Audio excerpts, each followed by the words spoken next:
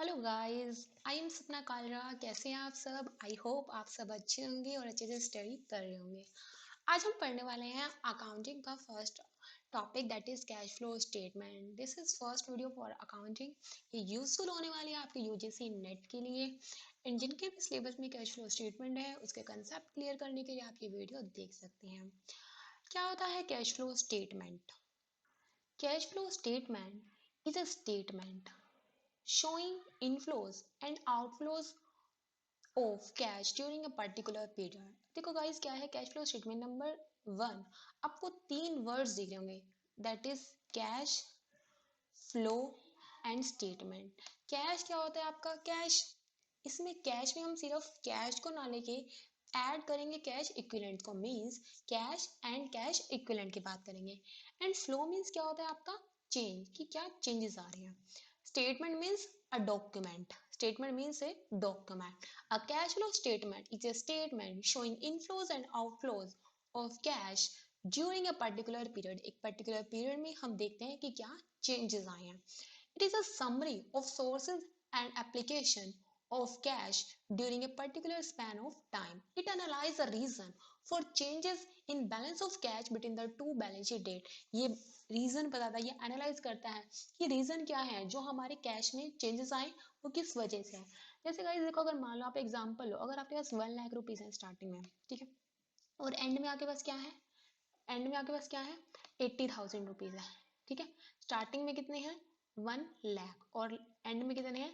80,000। अब आप देखोगे कि आपने बीच में कितने पैसे खर्च किए, उसी की वजह से तो पता चलेगा ना आपको, भाई 20,000 जो कम है वो क्यों है, क्योंकि आपने कुछ परचेज किया होगा। तो वो रीजंस होते हैं, वो हम इससे पता लगाते हैं। ओके, द टर्म कैश, देखो क्या लिखा है, कैश मीन्स क्या है? Cash and cash equivalent. A cash flow statement include only those items which affect cash। Main बात आपको याद रखनी है गाइस, कि हम कैश फ्लो स्टेटमेंट में हम उन्हीं आइटम्स को लेते हैं जिससे अफेक्ट हो रहा है कैश। उन्हीं आइटम को क्या मीनिंग है? जैसे गाइस आपने देखा होगा कि प्रॉफिट एंड लॉस में हम क्या करते हैं, एक पर्टिकुलर अगर पीरियड की देख रहे हैं तो हम अपने जो भी खर्चे हैं वो सब लिखते हैं, चाहे वो हमने पे किए हैं या नहीं किए। जैसे कि अगर हम बात करें कि अगर मान लो सपोज आपने क्या है, फर्स्ट अप्रैल को जॉब स्टार्ट की। अब 1 मई को आप ये कहोगे कि मैंने, अगर आपकी सैलरी है 1 लाख, आप अब कहोगे कि मैंने 1 लाख अर्न कर लिया, ठीक है, चाहे आपको मिले या चाहे नहीं मिले। आप क्या कहोगे? आपकी एक्रूड इनकम है। क्यों? क्योंकि आप अर्न कर चुके हो, चाहे मिले नहीं है, लेकिन आपने अर्न तो कर लिया। लेकिन यहाँ हम उस चीज को नहीं देखेंगे। यहाँ पे हम सिर्फ किसकी बात करेंगे? यहाँ पे हम कैश की, कि कैश मिला या नहीं। आप नहीं तो वो मैटर करता है, ठीक है। हम सिर्फ किस चीज की बात करते हैं कि आपको कैश मिला या नहीं, उसकी बात करो। अर्न क्या किया है उस, वो डजेंट मैटर। ओके, मेन चीज आपको किसकी बात करनी है? कैश की। कैश अफेक्ट हो रहा है या नहीं, हम उसकी मेन यहाँ बात करेंगे। अब देखो, हमने बात करी कैश एंड कैश इक्विवेलेंट। क्या होता है cash and cash equivalent? Number 1, ये चीज आप याद रखना गाइस, कि जो ये है ना कैश फ्लो स्टेटमेंट, इसका क्या है, ये आता है अकाउंटिंग स्टैंडर्ड 3 में। पूछा जा सकता है कई बार, अकाउंटिंग स्टैंडर्ड 3 में आता है ये। Cash comprise cash in hand and demand deposit with bank. Cash, एक तो क्या जो कैश हमारे हाथ में है, and number 2 demand deposit with bank. Demand deposit का हेयर क्या मीनिंग है? अगर मान लो आपने एफडी करा रखी है 5 साल के लिए, क्या वो इसमें ऐड होगी, इंक्लूड होगी? नो, वो नहीं होगी। क्यों? डिमांड डिपॉजिट मीन्स आप उसे उसी टाइम कन्वर्ट कर सकते हो कैश में, उन्हें लेंगे हम। कैश इक्विवेलेंट मीन्स क्या है? Short term highly liquid investment. Highly liquid means जल्दी से आप उन्हें क्या कर सकते हो, कैश में कन्वर्ट कर सकते हो, that are readily convertible into known amount of cash.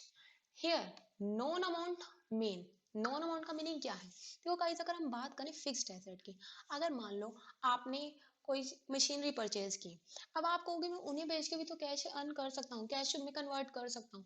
आप कर लोगे, लेकिन आपको पता नहीं है कि हो सकता है आप 1 लाख की मशीनरी ला के आई हो, अगले दिन आपको उसके 80,000 मिले या फिर 50,000 मिले।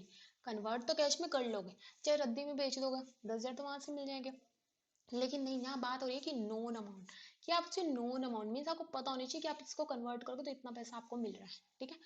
उसे हम ऐड करेंगे कैश इक्विवेलेंट में, which subject to an insignificant risk of change in the value, मतलब कि उसकी वैल्यू में चेंज नहीं आ रहा है। And investment normally qualifies as cash equivalent. Investment को भी हम कैश इक्विवेलेंट में लेंगे, लेकिन कब लेंगे? Only when it has a short maturity, जब उसकी शॉर्ट मेच्योरिटी हो। Short maturity means, short means क्या है यहाँ पे, 3 मंथ और लेस, 3 महीने से कम में, या 3 महीने में या 3 महीने से कम में आप उसे कन्वर्ट कर पा रहे हैं कैश में। तो कैश इक्विवेलेंट में क्या क्या इंक्लूड किया, number 1 is cash in hand, number 2 cash at bank, number 3 current investment, marketable securities. Marketable securities वो होती है जिसे हम मार्केट में कभी सेल कर सकते हैं, उसे कैश में कन्वर्ट कर सकते हैं। Short term investment as already discussed, cheque and draft on hand. अब देखो, एक चीज ध्यान रखना, क्या, कि जो बैंक ओवरड्राफ्ट है या कैश क्रेडिट है will be considered as financing activity. अगर आप कहोगे कि जो बैंक से हमने ओवरड्राफ्ट लिया वो उससे भी तो आपको कैश ही मिलता है, लेकिन वो आप इसमें ऐड नहीं करोगे, क्यों, क्योंकि जो आपने कैश क्रेडिट लिया या बैंक ओवरड्राफ्ट किया उसे हम कंसीडर करते हैं फाइनेंसिंग एक्टिविटी में, जो कि क्या है, शॉर्ट टर्म बोरोइंग है आपकी। तो वो आपको क्या है, कैश एंड कैश इक्विवेलेंट में इंक्लूड नहीं करना। क्यों नहीं करना, क्योंकि ये फाइनेंसिंग एक्टिविटी में, फाइनेंसिंग एक्टिविटी क्या होती है, बिजनेस फाइनेंस में जैसे हमने पढ़ा था, फाइनेंसिंग एक्टिविटी कौन सी होती है, जिनसे हम फाइनेंस रेज करते हैं। अब कैश क्रेडिट लिया तो ये आपकी क्या है, बोरोइंग है, इसलिए किस में जाएगा, ये फाइनेंसिंग में जाएगा। अब देखते हैं कि हम जो कैश फ्लो स्टेटमेंट बना रहे हैं इसके ऑब्जेक्टिव्स क्या है। Number 1 is highlighting cash flow from different activities, हमें देखना होता है कि कहाँ से फ्लो हो रहा है। Number 2 is short term planning, short term planning के लिए अगर आपके पास कैश अवेलेबल है, आप देखते हो कि कहाँ से कैश आया कहाँ गया, उसी अकॉर्डिंग तो आप प्लानिंग करते हो कि कैसे इसको प्लान करना है। Number 3 is to understand liquidity, liquidity इससे हमें पता चलती है, आपके पास जो अमाउंट पता होगी तभी तो आपको पता चलेगा कि आप टाइम पे पेमेंट कर पाओगे या नहीं कर पाओगे। तो पता ही नहीं आपकी पॉकेट में कितने पैसे हैं, तो आपको पता है कि आप पेमेंट कर पाओगे या नहीं कर पाओगे। जब आपको पता होगा कि इतना पैसा यहाँ से आया था यहाँ दे दिया, तो इतना हमारे पास बचा, तभी तो आप सोचोगे, तभी तो आपको पता चलेगा कि आप पे कर सकते हो या नहीं कर सकते। Next is efficient cash management. Efficient cash management कैसे होगा, अगर मान लो आपकी जेब पॉकेट में कितने रुपए आपको पता नहीं है, तो आप क्या करोगे, मार्केट में गए, आपको जो चीजें जरूरी की नहीं थी हमने वो भी ले ली, क्यों, क्योंकि आपको पता ही नहीं था कोई जरूरी की चीजें लेनी और कैश नहीं है आपकी पॉकेट में। तो क्या होगा, आप मैनेज कर पाए नहीं, हो सकता है आपका कैश तो खत्म हो गया, लेकिन जो जरूरी की चीजें थी वो आपने नहीं ली, जो इंपॉर्टेंट एक्सपेंसेस है वो आपने अभी किए ही नहीं। लेकिन अगर आपको पता है कि आपके पास कितने रुपए हैं, आपकी पॉकेट में कितनी अमाउंट है, तब आप क्या करोगे, सारा प्लानिंग करके चलोगे, अच्छे से मैनेज करोगे, जो जरूरी के एक्सपेंसेस है पहले वही करोगे।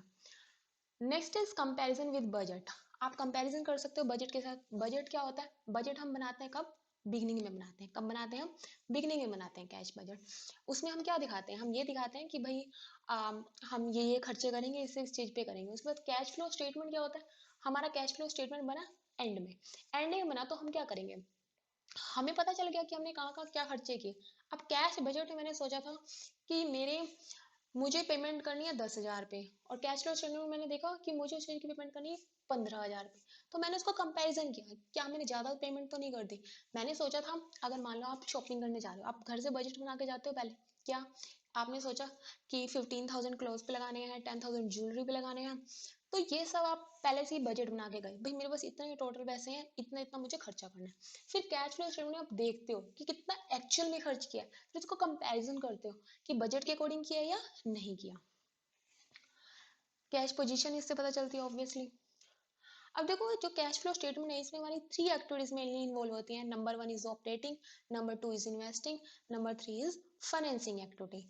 अब बिजनेस एक्टिविटी में देखो, हमारे पास 3 activities are there. Number 1 is operating, number 2 is investing, number 3 is financing. Operating में क्या होता है, जो हम बिजनेस को ऑपरेट कर रहे हैं, हमारी जो डे टू डे एक्टिविटीज से कैश आ रहा है उसे हम क्या कहेंगे, ऑपरेटिंग एक्टिविटीज। जैसे कि हम कस्टमर को अगर हम कुछ सेल कर रहे हैं, परचेज कर रहे हैं, दैट इज ऑपरेटिंग। अगर आप वेजेस दे रहे हो तो किस में जाएगा, वो ऑपरेटिंग एक्टिविटीज में जाएगा। अगर हम बात करें इन्वेस्टिंग, इन्वेस्टिंग में क्या होता है कि आप कोई लॉन्ग टर्म एसेट आपने परचेज की या सेल की, या वहां से आपको क्या है कुछ अमाउंट मिली, तो वो किस में जाएगा आपका, इन्वेस्टिंग में। ओके। और फाइनेंसिंग में क्या होता है कि आपने क्या किया, फाइनेंस रेज करने के लिए, जैसे कि आप शेयर इशू कर रहे हो और डिबेंचर इशू कर रहे हो, तो उससे क्या है, वो किस में जाएगा, आपका फाइनेंसिंग एक्टिविटीज में जाएगा। इसको हम फर्दर डिटेल में डिस्कस करने वाले हैं। अब देखो, इसके जो हमारे कैश फ्लो स्टेटमेंट है, इसके हमारे पास mainly 2 methods are there. Number 1 is direct method, number 2 is indirect method. Mainly जो हम यूज करते हैं वो हम इनडायरेक्ट मेथड यूज करते हैं, और डायरेक्ट मेथड हम बहुत कम यूज करते हैं। क्यों, क्योंकि देखो, जब हमें डायरेक्ट मेथड यूज करना होता है ना, वहां हमें क्या करना होता है, हमें सारे एक्सपेंसेस जितने हमने खर्चे किए हैं वो सब हम डिटेल में लिखते हैं और निकाल लेते हैं भाई हमारे पास एक्चुअल में कैश कितना था, ये खर्चे किए, यहाँ से इनकम हुई और हमारे पास टोटल कैश बच गया ये होता है डायरेक्ट मेथड इन शॉर्ट। और इनडायरेक्ट मेथड क्या होता है, हमें नेट प्रॉफिट पता होता है जो प्रॉफिट एंड लॉस के अकॉर्डिंग होता है और बैलेंस शीट हमें दी होती है। तो हम उसमें क्या करते हैं कि जो नॉन कैश है ना आइटम, उनको हम क्या करते हैं, एडजस्ट कर देते हैं। उसके बेस से हम सिर्फ, अगर हम नॉन कैश को हटा देंगे तो क्या रह जाएंगे, कैश से रिलेटेड रह जाएंगे, तो वो हमारे पास आ जाती हैं। तो अगर हमारे पास, अगर हमें डायरेक्ट मेथड यूज करना है ना, तो उसके लिए हमें trading and P and L की नीड होती है, trading and P and L की नीड होगी। अगर हमें वो दिया हुआ है तब तो ठीक है, तब तो हम बना लेंगे, लेकिन अगर नहीं दिया हुआ तो हमारे लिए बनाना डिफिकल्ट हो जाता है। इसीलिए जरूरी नहीं कि सारी इंफॉर्मेशन हमें मिले, इसीलिए हम मेनली 98.5% इंटरनेट मेथड का यूज करते हैं। क्यों करते हैं यूज, वो आपको समझ आ गया होगा, क्योंकि इसके लिए सारी इंफॉर्मेशन अवेलेबल होनी चाहिए जो कई बार नहीं होती, इसीलिए हम ये बहुत कम यूज करते हैं। और इनडायरेक्ट मेथड इजी होता है, हमें बैलेंस शीट दी हुई है जिसमें नेट प्रॉफिट की अमाउंट तो दी होती है, उसी से हमें एडजस्टमेंट करके हम इसकी वैल्यू निकाल लेते हैं। यूज कैसे करते हैं वो देखो। सबसे पहले हम बात करेंगे ऑपरेटिंग एक्टिविटीज की। ऑपरेटिंग एक्टिविटीज कौन सी होती है, operating activities are the activities that constitute the primary और main activities of an enterprise. Main activities means, अगर मान लो आपका क्लोथ का बिजनेस है तो क्या है, आप क्लोथ सेल करोगे, जो माल आएगा, तो मींस इससे रिलेटेड जो भी आपके पास पैसा आया या गया वो किस में जाएगा, आपका ऑपरेटिंग एक्टिविटीज में जाएगा। देखो ऑपरेटिंग एक्टिविटीज में कैश इनफ्लो कहाँ से होता है, अगर आपने कोई चीज सेल करी तो क्या होगा, कैश इनफ्लो हुआ, क्यों, क्योंकि कुछ सेल करोगे तो पैसा आएगा। कैश रिसीव फ्रॉम डेटर, अब डेटर से रिसीव किया, अब आपको कोई डेटर तो हमारी एसेट होती है, तो इसमें क्यों आ रहा है, इन्वेस्टिंग में जाना चाहिए, नहीं गाइस इसी में आएगा। क्यों, क्योंकि जब आपने कुछ सेल किया होगा उधार पे, तभी तो वो आपके डेटर बने, और उसी की अमाउंट अगर उनसे रिसीव होती है बाद में तो किस में आनी चाहिए, ऑपरेटिंग में। क्यों, क्योंकि आपने कुछ उन्हें सेल किया है जिसकी वजह से क्या है, वो आपके डेटर बने और बाद में वो कैश आपको दे रहे हैं, तो आपका ऑपरेटिंग एक्टिविटीज में जाएगा। कैश रिसीव फ्रॉम कमीशन और फीस, अगर कोई आपको कमीशन रिसीव हुई है तो किस में जाएगा, ऑपरेटिंग में। कोई रॉयल्टी मिली है, ऐसे ही अगर हमने कैश परचेज किया तो क्या है, हमारा कैश आउटफ्लो हो रहा है। अगर हम क्रेडिटर्स को दे रहे हैं तो सेम जैसे डेटर का था वैसे ही इसमें, क्योंकि आपने उनसे कुछ स्टॉक वगैरह लिया होगा, उन्हें पेमेंट कर रहे हो तो किस में जाएगा, ऑपरेटिंग एक्टिविटीज में। ऐसे ही अगर मान लो आप वेजेस पे कर रहे हो या इनकम टैक्स पे कर रहे हो, अब देखो इस पॉइंट में कई कंफ्यूज होते हैं। इनकम टैक्स का आपका किस में जाएगा, ऑपरेटिंग में जाएगा, कि अगर आप इनकम टैक्स आप पे करते हो तो वो आपके क्या है, जो आपके हमारे प्रॉफिट्स हैं उसी की वजह से आप क्या कर रहे हो, टैक्स पे कर रहे हो, तो वो आपका ऑपरेटिंग एक्टिविटीज में जाएगा। लेकिन कुछ बातें और हैं जो आपको ध्यान रखनी है, कि अगर हम बात करें ना, ये तो क्या था नॉर्मल फर्म की, अगर मान लो कोई हमारी फाइनेंसिंग कंपनी है, अब उनके लिए अगर मान लो उनको कैश रिसीव्ड हो रहा है कहाँ से, इंटरेस्ट से या डिविडेंड से, वैसे देखा जाए अगर हमें कहीं पैसा, हम अगर हम कहीं इन्वेस्ट करते हैं तभी तो हमें इंटरेस्ट मिलता है, तो वो तो आपका किस में जाना चाहिए, इन्वेस्टमेंट में जाना चाहिए। लेकिन ऑपरेटिंग में जाएगा, लेकिन कब जाएगा, अगर वो फाइनेंस कंपनी है तो। फाइनेंस कंपनी में जिनका काम ही क्या है, वो प्रोवाइड कराती है हमें फंड्स वगैरह, तो उनका मेन सोर्स क्या होगा, अभी हमने बात की थी ना कि उनका प्राइमरी सोर्स क्या है, प्राइमरी जो आपकी एक्टिविटीज हैं, तो इनका प्राइमरी एक्टिविटीज क्या है, यही इनके इंटरेस्ट वगैरह से इनकम आती है। तो जो भी आपके इंटरेस्ट मिला है या सिक्योरिटी सेल की है, अगर फाइनेंसिंग कंपनी है तब, फाइनेंस कंपनी है तो किस में जाएगा, ऑपरेटिंग एक्टिविटीज में। अगर इंश्योरेंस कंपनी की बात करें तो अगर हमें कोई प्रीमियम वगैरह मिलता है तो वो किस में जाएगा, ऑपरेटिंग में। ऐसे ही अगर रियल एस्टेट है, वैसे देखो अगर मान लो हमने कोई बिल्डिंग में इन्वेस्ट किया तो हमें रेंट मिलता है, तो हमारा किस में जाना चाहिए, इन्वेस्टिंग में। लेकिन अगर रियल एस्टेट की कंपनी है तो उनका उनका मेन सोर्स ही यही है, तो इसलिए किस में जाएगा, उनका ऑपरेटिंग एक्टिविटीज में। ऐसे ही रेंट पे किया तो भी किस में, रियल एस्टेट का, तो ऑपरेटिंग में जाएगा। ये कुछ एक्सेप्शन होती हैं गाइस जो आपको ध्यान रखनी होती है कि किस कंपनी की बात चल रही है। अब देखो cash flow from operating activities, इसका फॉर्मेट क्या है, सबसे पहले हमें दिया होता है नेट प्रॉफिट बिफोर टैक्स, अगर दिया हुआ है तो आपको वो लिखना है, अगर नहीं दिया हुआ तो आपको कैलकुलेट करना है। उसके बाद मैंने आपको जैसे पहले ही बताया कि हम इसमें कुछ एडजस्टमेंट कर देते हैं। एडजस्टमेंट क्या करनी है, number one, adjustment for non cash और नॉन ऑपरेटिंग आइटम्स, जो कि क्या है, नॉन कैश है या फिर नॉन ऑपरेटिंग। अगर जब हम ऑपरेटिंग की बात करें ना, तो इसमें हम सारी ऑपरेटिंग एक्टिविटीज की बात करेंगे। अगर कोई इन्वेस्टिंग अगर इसमें ऐड है तो हम इसे लेस कर देंगे। तो सबसे पहले नॉन कैश में हमने देखा क्या है, डेप्रिसिएशन। डेप्रिसिएशन हम इसमें ऐड क्यों किया, क्योंकि देखो अगर मान लो आपके प्रॉफिट है कितने, 100 रुपए, ठीक है, आपके प्रॉफिट है 100 रुपए, डेप्रिसिएशन आपने लेस कर दिया कितना, 10, तो आपके प्रॉफिट क्या हो गए, कम हो गए, कितने रह गए आपके, 90 रह गए। तो मीन्स आपको जो प्रॉफिट दिया हुआ है डेप्रिसिएशन के बाद दिया हुआ है, तो ये बताओ मुझे कि जो 10 रुपए हैं आप किसी को देकर आए हो अभी, नहीं, ये तो आपने सिर्फ लेस कर दिया आगे के लिए, लेकिन इससे कैश किसी को दिया तो नहीं है, आपका कैश गया तो नहीं ना। तो इसीलिए ये आप ऐड कर देते हो, क्योंकि इससे कैश पे कोई इफेक्ट नहीं पड़ा। हम प्रॉफिट एंड लॉस में लिखते हैं क्योंकि हमें ये लगता है कि हाँ ये हमारा एक तरीके का एक्सपेंसेस है, तब हम उसमें लिख देते हैं, लेकिन इन रियलिटी कैश पे कोई इफेक्ट नहीं पड़ रहा, इसीलिए हम इसे ऐड बैक कर देते हैं। ऐसे ही preliminary expenses and discount on issue of debenture return off. Preliminary expenses क्या होते हैं, जो हम बिजनेस स्टार्ट करते हैं उससे पहले जो हमारे एक्सपेंसेस होते हैं, दैट इज प्रिलिमिनरी एक्सपेंसेस। अब उन्हें हम एक साथ ना दिखाते हुए हम कुछ ईयर्स में उनको राइट ऑफ करते रहते हैं। अब जो हमने राइट ऑफ की पेमेंट तो हमने पहले ही कर दी थी, लेकिन जब हम राइट ऑफ कर रहे हैं तो क्या हम किसी को कैश दे रहे हैं बाहर जाके, नो, नहीं दे रहे, इसीलिए हम इसे क्या कर देंगे, ऐड कर देंगे। अब ये ऐड क्यों कर रहे हैं समझ आ रहा है ना, क्योंकि इससे प्रॉफिट कम हुआ है लेकिन एक्चुअल में तो कैश गया ही नहीं, तो इसलिए मैं क्या कहूंगी, इसको ऐड बैक कर दो। ओके, ऐसे goodwill, patents and trademark amortise किए हैं तो वो भी हम क्या कर देंगे, ऐड कर देंगे। इंटरेस्ट पे किया हमने शॉर्ट टर्म और लॉन्ग टर्म बोरिंग पे, अगर हमने इंटरेस्ट पे किया है शॉर्ट टर्म और लॉन्ग टर्म बोरिंग पे, तो वो हमारी ऑपरेटिंग एक्टिविटीज नहीं है। क्यों, क्योंकि अगर आप किसी को इंटरेस्ट दे रहे हो लॉन्ग टर्म बोरिंग पे, तो आपका किस में जाएगा, फाइनेंसिंग में जाएगा, क्योंकि वो एक फाइनेंस का पार्ट है। इंटरेस्ट पे किया बैंक ओवरड्राफ्ट कैश क्रेडिट पे, फाइनेंसिंग में जाएगा।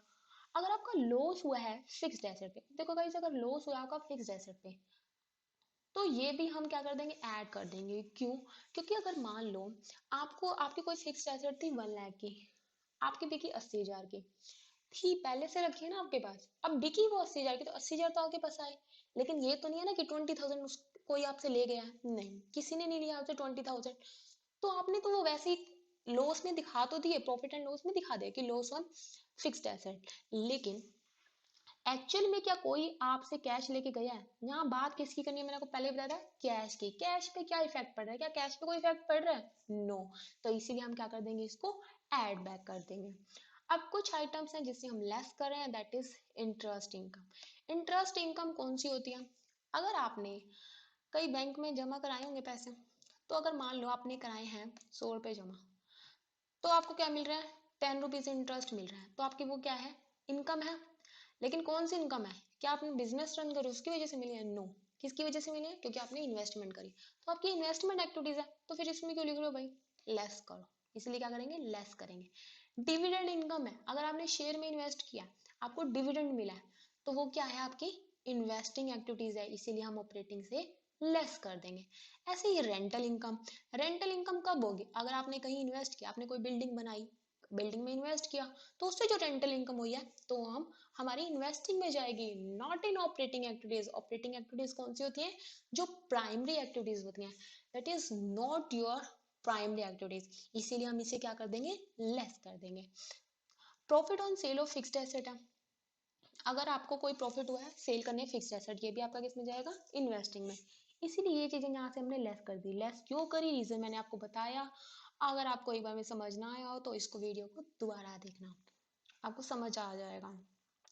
अब हमारे पास जो प्रॉफिट आया ना, ये सब चीजें ऐड कर लिया, फिर हमने जो चीजें ये थी इनको लेस कर दिया, इसके बाद हमारा आ गया क्या, operating profit before working capital.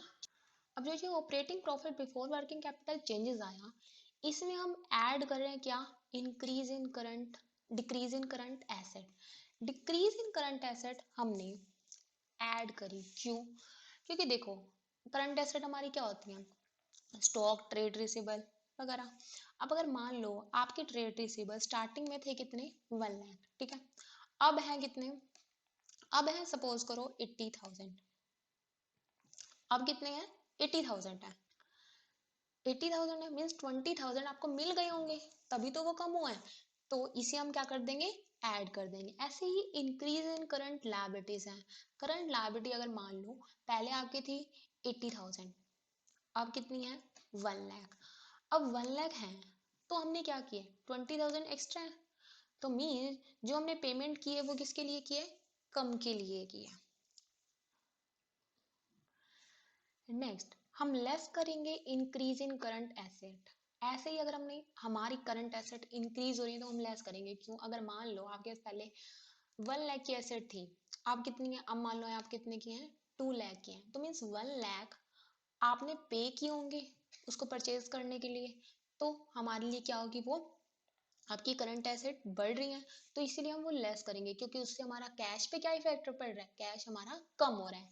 ऐसे ही डिक्रीज इन लायबिलिटी, अगर लायबिलिटीज आपकी डिक्रीज हो रही है, अगर मान लो पहले आपको किसी को 50,000 रुपए देने थे, अब आपको 40,000 देने हैं, तो मीन्स आपने 10,000 पे किए होंगे, जिससे आपका कैश क्या होगा, ऑब्वियसली आपका कैश कम होगा। तो इसीलिए हमने क्या किया, लेस कर देंगे उसको। समझ आया। अब यहाँ से आ गया आपका क्या, कैश जनरेटेड फ्रॉम ऑपरेशन। यहाँ पे जो सारी ऑपरेटिंग एक्टिविटीज थी आपने कर ली है, उसने ऐड बैक कर लिया, लेस कर लिया।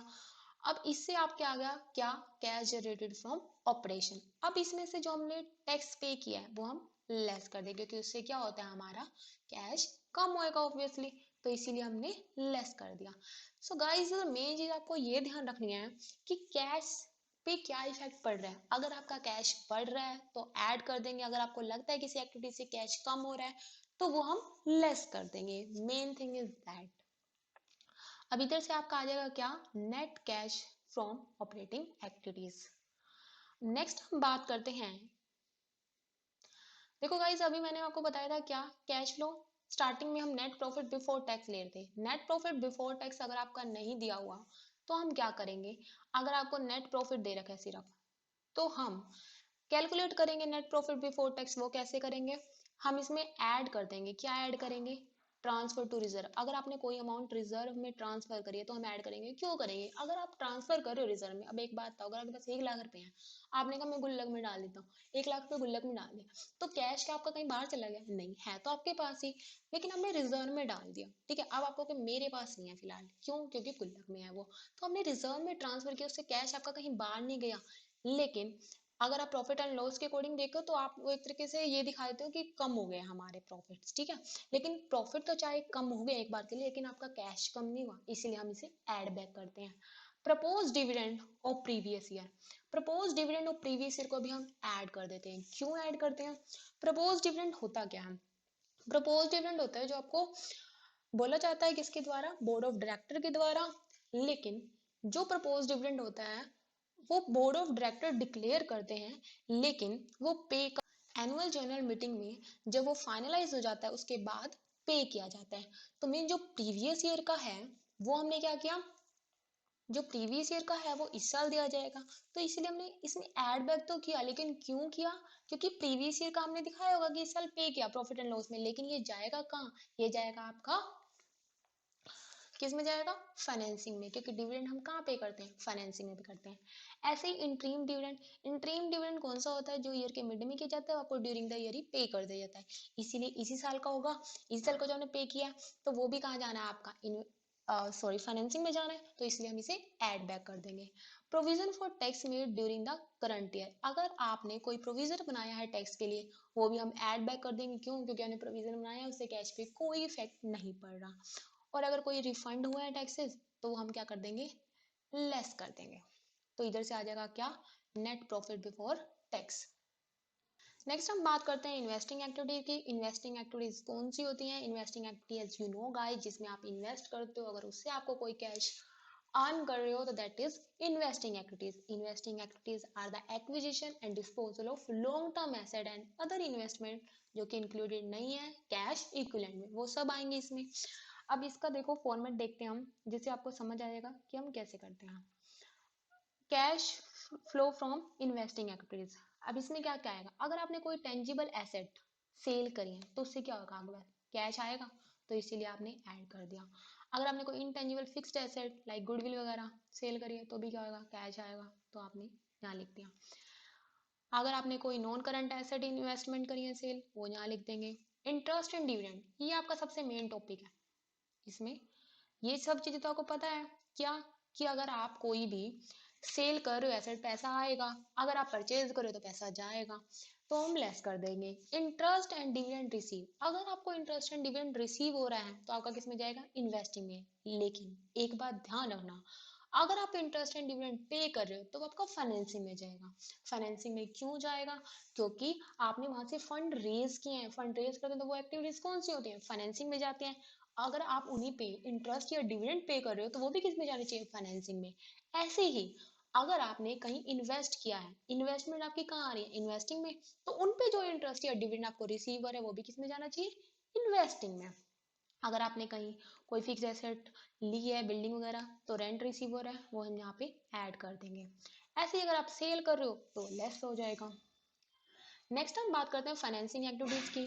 जैसे कि नाम आपको सजेस्ट कर रहा है, financing activities relate to the long term funds या फिर capital of an enterprise. Capital में हम क्या लेते हैं, जो हमने फंड रेज किए हैं, चाहे आपने इक्विटी शेयर से लियो, डिबेंचर से लियो, या कोई long term loans Leo. Financing activities are the activities that result in the change in the size and composition of the owner's capital. Owners के कैपिटल में क्या चेंजेस आए, वो क्यों चेंजेस आएंगे, अगर आपने इक्विटी शेयर इश्यू करे हैं या डिबेंचर या फिर लोन वगैरह लिया है, तो वो एक्टिविटी सारी इसमें इंक्लूड होंगी।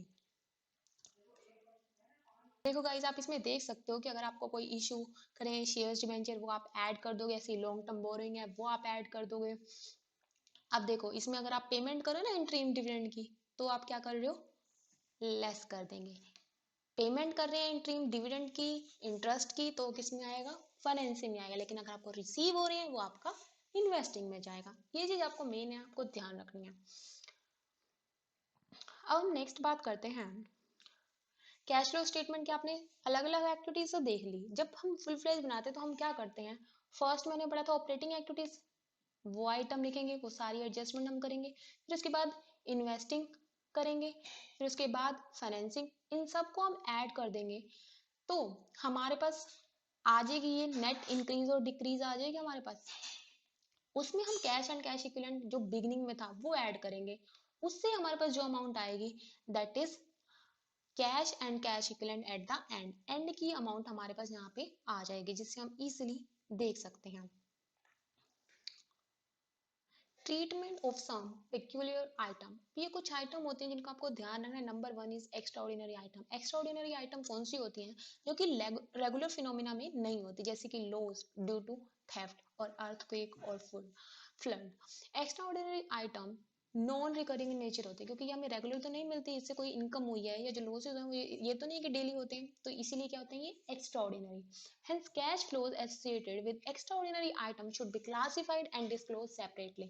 मीन्स हम पहले क्लासीफाई करेंगे कि ये किस नेचर क्या है, फिर उसको उसी के अकॉर्डिंग हम उसमें क्या करेंगे, क्लासीफाई करेंगे, फिर हम देखेंगे कि ऑपरेटिंग में जाना है या इन्वेस्टिंग में या फाइनेंसिंग में, उसी अकॉर्डिंग हम इसे ऐड और लेस कर देंगे। Next is interest and dividend. Interest and dividend को मैं आपको बता चुकी हूँ कि ये क्या है, हमारे जो फाइनेंशियल एंटरप्राइज है। नंबर 1 चीज आपको क्या ध्यान रखनी है कि जो फाइनेंशियल एंटरप्राइज हैं उनके लिए इंटरेस्ट एंड डिविडेंड किस में जाएगा, ऑपरेटिंग एक्टिविटीज में। किस में जाएगा, ऑपरेटिंग एक्टिविटीज में। अगर नॉन फाइनेंशियल एंटरप्राइज है, फिर क्या होगा कि अगर हम पेमेंट कर रहे हैं इंटरेस्ट एंड डिविडेंड की, तो वो किस में जाएगा, फाइनेंसिंग में। अगर हमें रिसिप्ट हो रही है वो किस में जाएगा, इन्वेस्टिंग एक्टिविटीज में जाएगा। नेक्स्ट हम बात करते हैं tax on income and gain. अगर हमारे टैक्सेस हैं किस पे, इनकम एंड गेन पे। अगर हमें टैक्स हो रहा है, टैक्स पे कर रहे हैं किस पे, ऑपरेटिंग प्रॉफिट पे, तो वो किस में जाएगा, ऑपरेटिंग कैश फ्लोज में। अगर हम डिविडेंड टैक्स पे कर रहे हैं तो किस में जाएगा, डिविडेंड कहाँ से मिलता है हमें, फाइनेंसिंग एक्टिविटी, तो वो किस में जाएगा, डिविडेंड पेड के साथ जाएगा। ऐसे ही अगर हमें कोई कैपिटल गेन हो रहा है, अगर हम उस पर टैक्स पे कर रहे हैं, means on sale of fixed asset, तो हम क्लासिफाई करेंगे किसमें, अंडर इन्वेस्टिंग एक्टिविटीज। तो हमें ये तीनों चीजें ध्यान रखनी है। जो टैक्स ऑपरेटिंग प्रॉफिट पे दे रहे हैं तो ऑपरेटिंग में, डिविडेंड पे दे रहे हैं तो हमारा किस में जाएगा, फाइनेंसिंग में। अगर कैपिटल गेन पे दे रहे हैं तो हमारा इन्वेस्टिंग एक्टिविटीज में। सो नेक्स्ट हम देखते हैं कि जो हमने कैश फ्लो स्टेटमेंट पढ़ा, इसकी कुछ लिमिटेशन है। उसकी कुछ लिमिटेशन है, वो क्या है। Number 1 is not table for judging the liquidity. क्योंकि आपने देखा गाइस कि हम इसमें सिर्फ कैश की बात कर रहे हैं, हम कैश के बेस पे हमने कहा तो सही क्या कि ये लिक्विडिटी बताता है, लेकिन ये सही से लिक्विडिटी नहीं बता सकता। क्यों? मीन्स अगर मान लो आपके पास कैश नहीं है, इट डजंट मीन आपकी पे नहीं कर सकते, आपकी फाइनेंशियल कंडीशन अच्छी नहीं है, ऐसा तो हम नहीं कह सकते। तो ये क्या कहेंगे? Not stable for judging the liquidity. It is not a substitute of income statement. Income statement का तो ये सब्स्टिट्यूट है ही नहीं ऑब्वियसली। क्यों? क्योंकि हम इसमें सिर्फ कैश की बात कर रहे हैं, और जो हमारे इनकम एंड एक्सपेंडिचर हैं वो तो हम यहाँ शो ही नहीं कर रहे। तो that is so it is not a substitute of income statement. Does not show the financial position of the firm in totality. जैसा कि मैंने अभी आपको बताया कि इससे आपकी फाइनेंशियल पोजीशन सही से पता नहीं चलती। क्यों? क्योंकि कई बार देखो क्या होता है, पॉसिबिलिटी होती है किसकी? Window dressing. विंडो ड्रेसिंग क्या है कि अगर मान लो आप कोई पेमेंट, अगर आपके पास अभी आपने 5 लाख का लोन ले लिया, ठीक है, मतलब कि अगर 5 लाख शो कर रहे हैं, लेकिन आपके पास एक्चुअल में तो क्या दिख रहा है मुझे? लिक्विडिटी अच्छी है, कंडीशन अच्छी है, लेकिन क्या एक्चुअल में ऐसा है? नो। तो ये financial position of the firm in totality show नहीं करता। These are the limitation. Thank you so much guys. I hope आपको ये वीडियो बहुत पसंद आई होगी। अगर वीडियो पसंद आई हो तो लाइक करना और कमेंट बॉक्स में जरूर लिखना कि आपको ये वीडियो कैसी लगी। अगर आपको ये सब समझ आया तो मैं अकाउंटिंग के लिए और वीडियोस भी जल्दी से लेकर आऊँगी। जो भी आपके इंपॉर्टेंट टॉपिक्स हैं फॉर यूजीसी नेट, उन पे मैं जल्दी ही वीडियोस बनाऊंगी। नेक्स्ट जो वीडियो मैं लाने वाली हूँ फाइनेंशियल मैनेजमेंट में कॉस्ट ऑफ कैपिटल पे लाने वाली हूँ। सो चैनल को सब्सक्राइब करना एंड बेल आइकन को प्रेस करना, जिससे कि आपको नोटिफिकेशन मिलती रहे जैसे ही मैं कोई वीडियो अपलोड करूँ। Thank you so much guys. मिलते हैं नेक्स्ट वीडियो में, तब तक के लिए टेक केयर, कीप स्माइलिंग।